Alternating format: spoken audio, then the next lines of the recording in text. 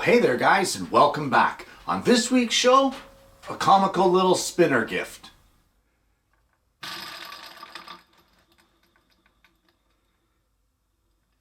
Well, I saw this idea posted on somebody's Facebook wall not too long ago, and I thought, what a great little idea to do for the show, just to have some fun and make a gift for maybe that woodworker in your family. Well, this project is not exactly fine woodworking, so I've decided I'm going to make it out of 1/2-inch plywood. So the first thing I want to do is I want to cut this plywood down to a 9-inch by 9-inch square. The very first thing that we need to accomplish with this project is we need to mark the center because we have some layout to do. And truth be told, I actually changed my measurement after seeing this and changed it to an 8 by 8 square. So with that, we will mark our center.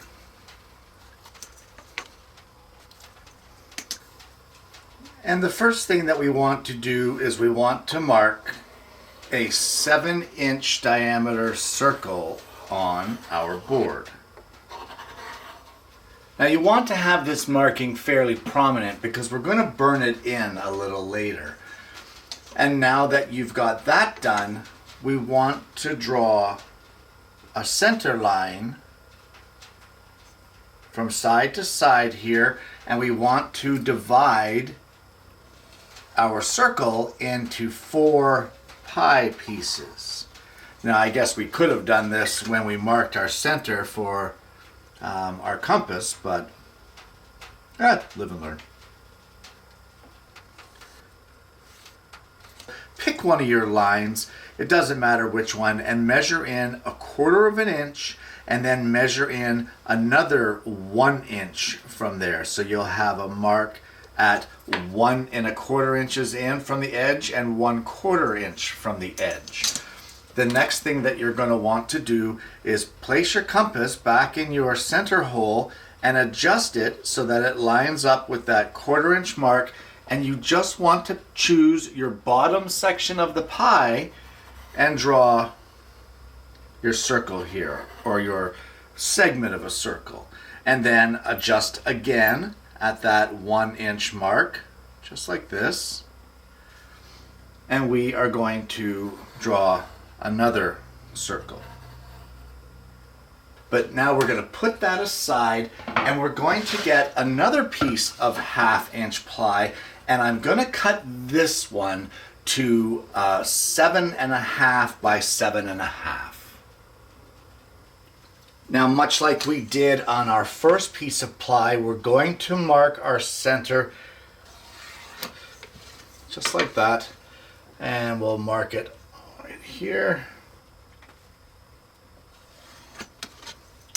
Now you already have your compass set up for one of these marks. So we will take our compass and mark it right now.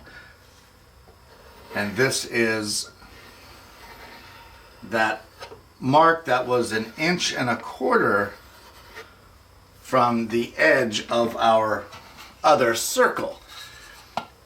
So we can now take our original circle again and move our compass out to the line that we marked at the 1/4 inch mark, and we're going to draw that circle just like this. And then marking now from the edge of the board, we're just going to adjust our compass. It doesn't have to be exact, but we're just going to mark an outer circle, and that outer circle we are going to take it over and cut it on the scroll saw. While we're at the scroll saw, we can take our first piece and we are going to cut out this little section right here. So drill a blade entry hole, and then very carefully with a number 3 or even a number 5 blade, cut this out as perfectly as you can.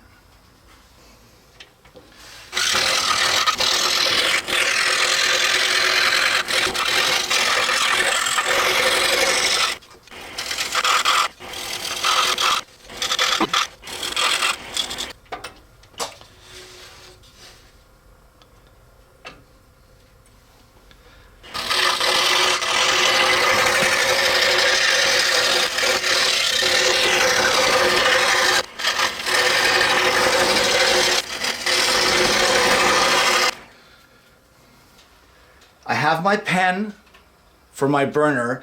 I have it attached to a set of dividers, and I'm just going to carefully and lightly burn my circle all the way around until I'm happy with the way it looks, and then we'll move on and draw the straight lines.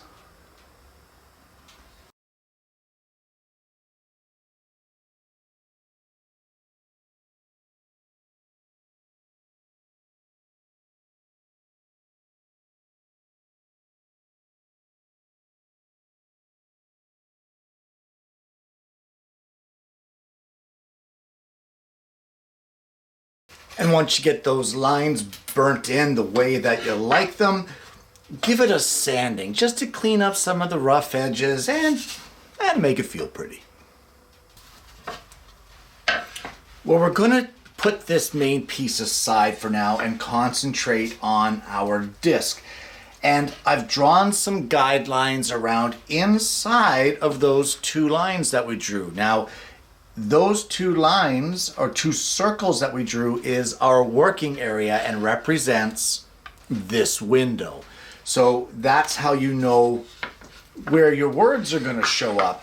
So on this wheel, we're going to choose whatever things that our gift recipient likes the most. Now I have go fishing here, and then I'll probably put woodworking here. Like, come on, that's a given. They should all say woodworking. But anyway, put the things that your gift recipient likes to do and follow around in the arch there. And then once you get that done, burn your words into each section. Do not burn the lines in this one, though.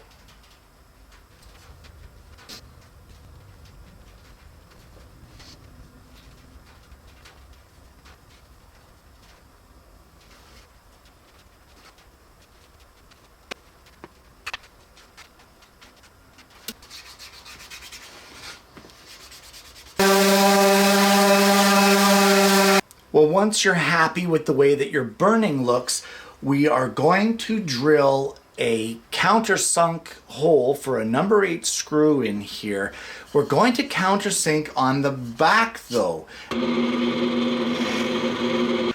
So now what we want to do to keep things consistent is we want to rotate it so that our letters are pretty close to the edge of our hole here. And with a pencil, we're just going to mark roughly, it doesn't have to be perfect, but just mark roughly where the top and the bottom of our letters are, just to keep things consistent. We're going to use our compass and adjust the size so that we can roughly mark our working area, just as we did on our other piece. So there's our top of our letters, and this is our bottom. And now we have 3 working areas here, and what we want to do is in each one of these 3 write out something that we don't want to do and burn it in, the same as we did on our wheel. Alright, so I have my chores, I guess you'll call them, marked, and I just want to point just a little bit of a tip to make things easier for you. Get a piece the same thickness as the piece you're burning to support your wrist on here, because it'll help to give smoother, cleaner lines in the burning. I just find that if your hands are at different levels or your project is above where you want to burn, it always causes problems for me. I don't know why, it just does. So if you get a piece of board the same thickness, it helps to support your hand and get your wrist writing on the same plane as what your material is.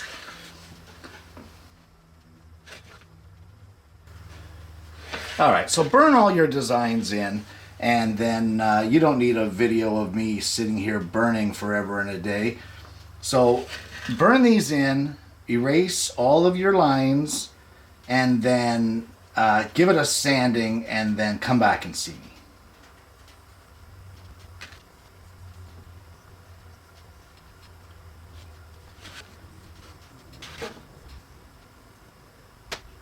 Now we need to make the spinner.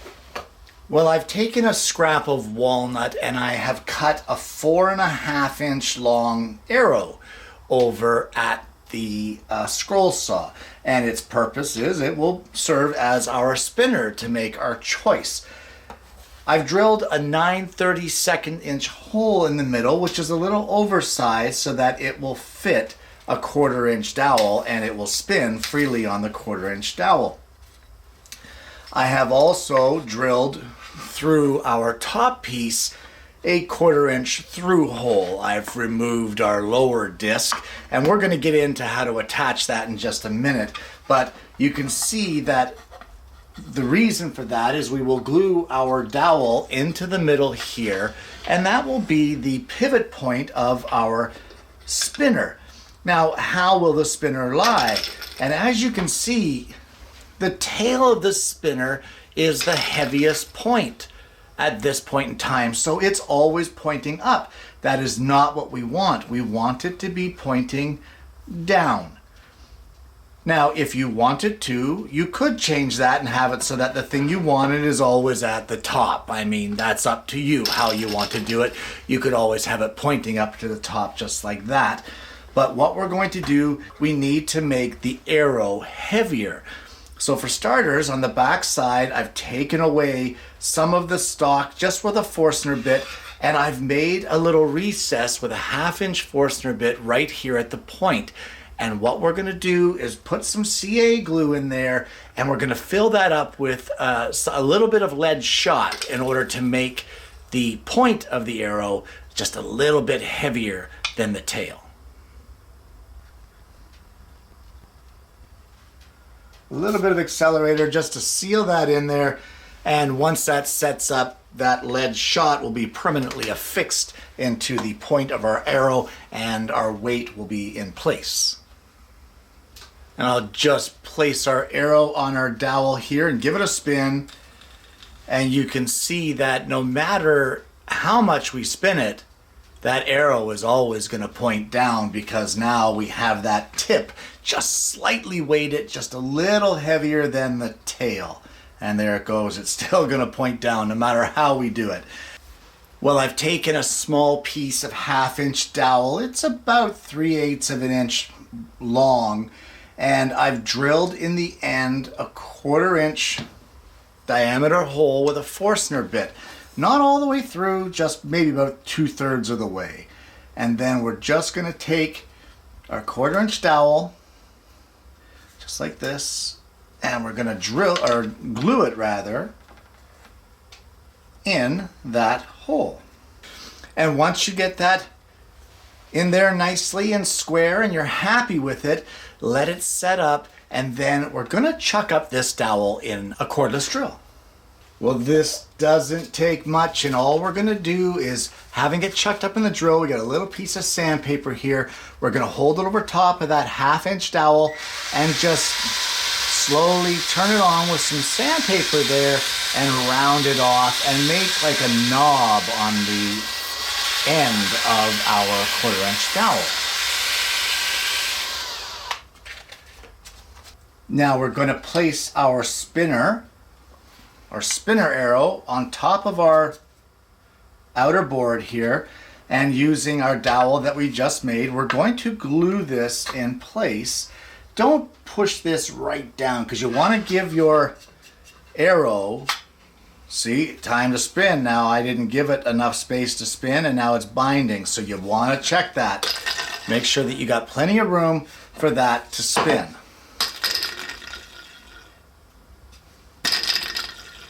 See, it's binding up on me, and for that, I'm going to need to, I believe, make the hole just a little larger in the arrow. Yes, I'm going to say a little larger on the hole of the arrow. There's too much friction going on there. You want to ensure that it points at what you want, because you don't want to end up going to work. I've actually changed the hole in the spinner to be 5/16. So there's plenty of play there now, not as much friction, and you can see now that this arrow is going to point to the bottom. No matter how we spin it, it's always going to end up dropping down there. So let's glue that 1/4" dowel in now, securing in our spinner. And once this is dried and everything's all set up, I'm going to use a flush cut saw and trim that dowel flush.